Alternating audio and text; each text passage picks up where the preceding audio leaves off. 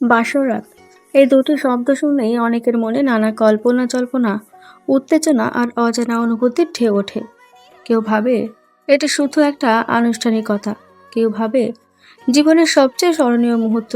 কিন্তু সত্যি বলতে কি, বাসরাত আসলে দুটো মানুষের একে অপরকে নতুন করে আবিষ্কার করার শুরু।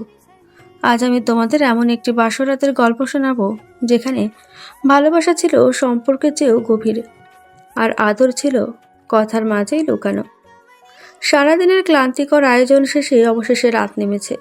ঘরটা ফুল দিয়ে সাজানো, গোলাপ, রজনীগন্ধা আর গাঁদার মিশ্র গন্ধে যেন বাতাসও একটু লাজুক হয়ে আছে। বিছানার একপাশে বসে আছে নীলা, লাল শাড়ির আঁচল মাথায় টেনে। হাতের মেহেদির রং গাঢ়, কিন্তু মুখের লাল আভাটা আরো গভীর। বুকের ভেতর তার কেমন অদ্ভুত থক থক, ভয়, লজ্জা, আনন্দ সব মিলিয়ে এক নতুন অনুভূতি। ঠিক তখনই দরজাটা ধীরে খুলে আরিয়ান ঘরে ঢুকলো। কয়েক মুহূর্ত দুজনেই চুপ। এই নীরবতা যেন হাজার কথার থেকেও বেশি ভারী। আরিয়ান মৃদু হেসে বলল, আমি কি বুঝতে পারি? নীলা মাথা নেড়ে সম্মতি দিল। সে একটু দূরে বসে বলল, আজ সারাদিন এত মানুষ ছিল, এখন হঠাৎ এত চুপচাপ লাগছে। নীলা আসতে বলল, হুম। তুমি কি খুব নার্ভাস?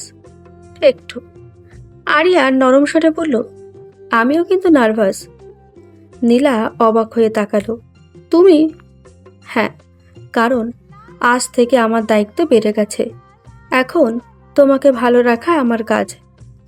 এই কথাটা শুনে নীলার চোখে এক মুহূর্তের জন্য জল চলে এলো। সে ধীরে বলল, আমি ভেবেছিলাম তুমি হয়তো খুব সিরিয়াস হবে। আরিয়ান হেসে বলল, আমি সিরিয়াস তখনই হব যখন তুমি কাঁদবে, কারণ তোমার চোখে জল আমি সহ্য করতে পারবো না। ধীরে ধীরে সে হাত বাড়িয়ে বলল, তোমার হাতটা ধরতে পারি?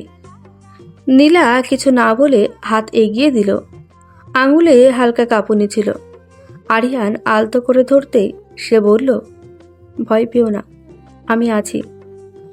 এই তিনটে শব্দ যেন নীলার ভেতরে সব ভয় গলিয়ে দিল। কিছুক্ষণ পরে আরিয়ান খুব যত্ন করে তার কপালে একটা চুমু রাখল।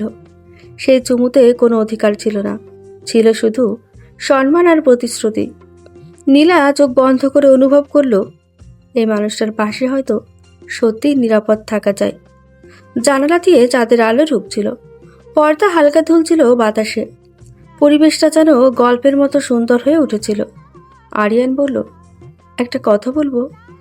বলো। আমরা যেন শুধু স্বামী স্ত্রী না হই, আমরা যেন ভালো বন্ধু হই, যাতে তুমি সব কথা আমাকে বলতে পারো। নীলা হেসে বলল, তাহলে তোমাকেও বলতে হবে। অবশ্যই, তবে একটা ভয় আছে। কি ভয়?